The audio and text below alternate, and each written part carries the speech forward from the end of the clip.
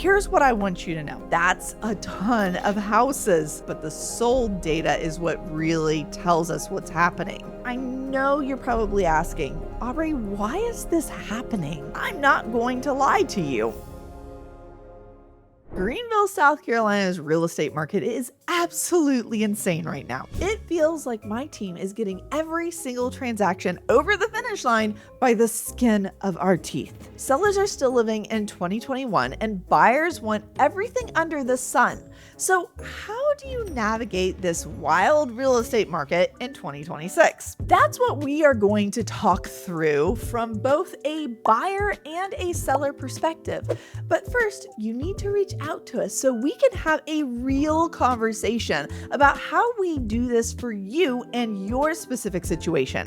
Scan the QR code that's up there on the screen, get connected with our team, and you can get some of our free resources. Just ask. But let's start by looking at the stats of our current real estate market. When you're looking for a house, you need to pay attention to days on market, especially if you're looking to sell your house. You need to know how long you are actually looking to stay on the market. This is going to be different for every location in the country. I will tell you that the Southeast has seen quite the slowdown.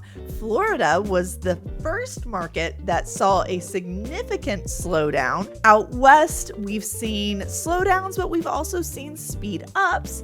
And in the Midwest, for some reason, their market is absolutely on fire. But let's talk about Greenville. So when I'm talking about Greenville, it's not just Greenville.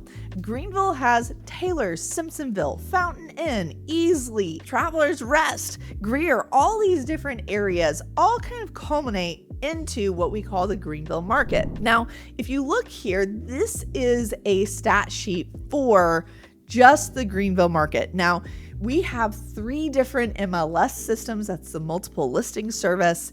Greenville is the largest one, so it's the one that we are going to focus on here. We have seen less houses sell this year, and we have seen over here average days on market going up anywhere from 10 to 12%. For actives on the market right now, days on market is up a little over 10%, but the sold data is what really tells us what's happening. If you are looking to sell right now and your house does not sell within the first week or 2, you are looking at an average time on market of just over 2 months, 64 days. And this is up from last year by golly, almost a week. Then we also have an appreciation factor. This is going to be, okay, I bought my house. How much has it gained in value? To be honest with you, y'all, we have not seen a huge appreciation. In the Greenville market, we are typically anywhere from 3 to 4%.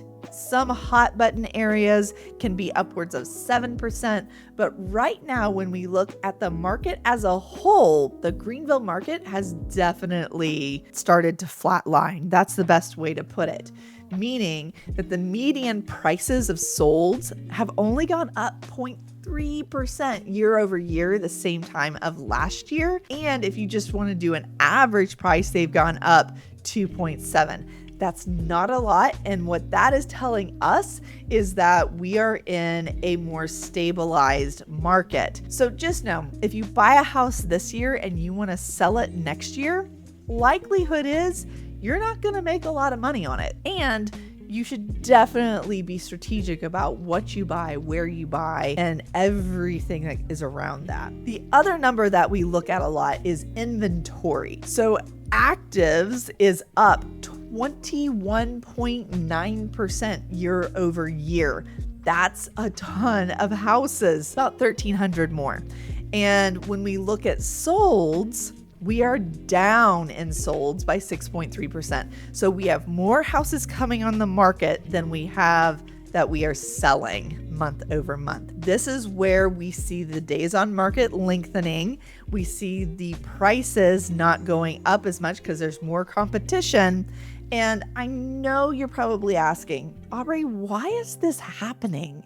And there's a lot of factors. We have political geofactors, more people that didn't sell their houses through COVID. We have interest rates. We also have one of the largest generations coming to the market. Millennials are starting to buy houses. We have the greatest movement of wealth right now happening as well, from the boomer generation to the millennial generation.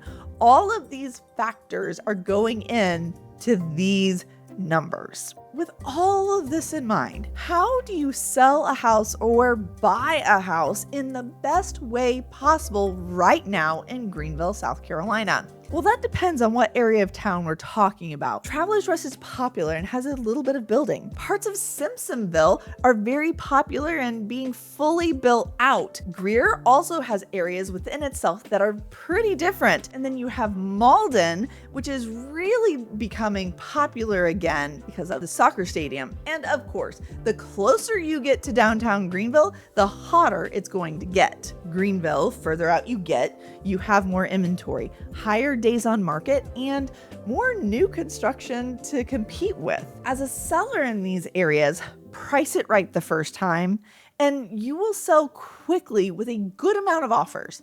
The benchmarks you need to hit to know that you've priced appropriately are 2 to 3 showings a week, positive feedback, talks of offers, and second showings. If you've got all of that, you're on track. But if you don't, you probably need to look at adjusting your price quickly. And if you're not represented by a realtor, you need to reach out to our team, because we are still getting homes sold fast, even in this market, where again, we're seeing inventory and days on market rising. For my sellers out there, I'm going to tell you how to actually price a home here in just a second. But first, we need to talk about the glaring differences between new construction and resale homes. New construction homes are everywhere in Greenville right now. I feel like it's about half of our real estate market is just new construction. But if you are a buyer looking to get a deal, you'll get a better deal on a resale home right now, because if you're going directly to a builder, you're most likely going to be paying so much more and the top of the market, especially if you don't have a realtor. Again, you need to reach out to us. Builders want to keep their prices up, and I don't blame them. But that's why it's so important to have that realtor on your side. It's very important to talk through the current value of builder incentives versus the value of the home by the time you might need to sell. Because if you bought between 22 and 25 and you're wanting to resell, you're either going to be underwater or you're just not going to have room for much profit at all. You've got deed stamps, which are $3.70 for every $1,000, realtor commissions, which are 2 to 4% per side. You probably have rolled in your closing costs into the purchase price at $10,000 to $20,000. You have taxes, and you may have to actually pay your own closing costs on the sale. This all goes into figuring out what you will net or walk away with. And if you're in an area with a brand new home right across the street for the same price or even a little bit more, buyers often go for that brand new house. That is your number one competition. But if you're a buyer, these 3 to 5 year old homes may be a great opportunity for this exact reason. But again, everyone's situation and priorities, both financially and in their life, are just different, which is why you should reach out to our team so we can help you make the best decisions on which way you should go. Okay, so how do you actually price your home? Every realtor will do this differently. And I know some of you do this on Zillow differently too. We need to know your condition of the house, the location, the current market conditions for your community in the exact area as we are pulling comps. The worst thing we can do is overprice your home. So you want a guaranteed sale and you want this done quickly. You're going to sit down with your realtor, and here's what I want you to know. You need to come to an agreement on pricing together with your realtor. Here's why this is important, and this is what I have experienced also at many kitchen tables just here over the last couple of months.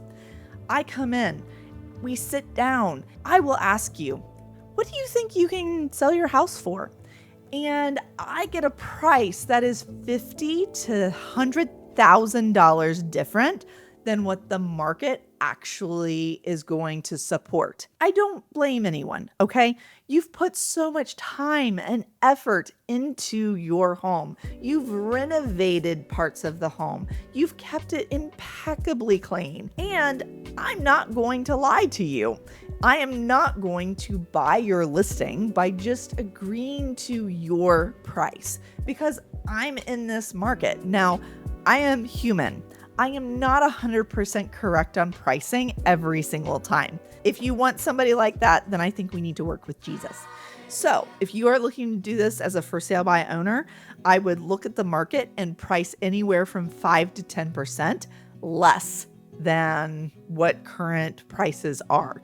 You will sell quickly. Because let's take an example here. On a $400,000 house, that is anywhere from $10,000 to $30,000 different. Now I just made some enemies. This is part where people freak out. They don't like me. But here's the thing that's going to happen. You are going to accomplish something that nobody else that is your competition has actually accomplished. You are actually going to sell your house. And that's the goal, right? If you want to know my thoughts about your house, reach out to me. Would love to give you my opinion. And of course, if you want to know what the best areas around Greenville are and my thoughts about that, check out this next video.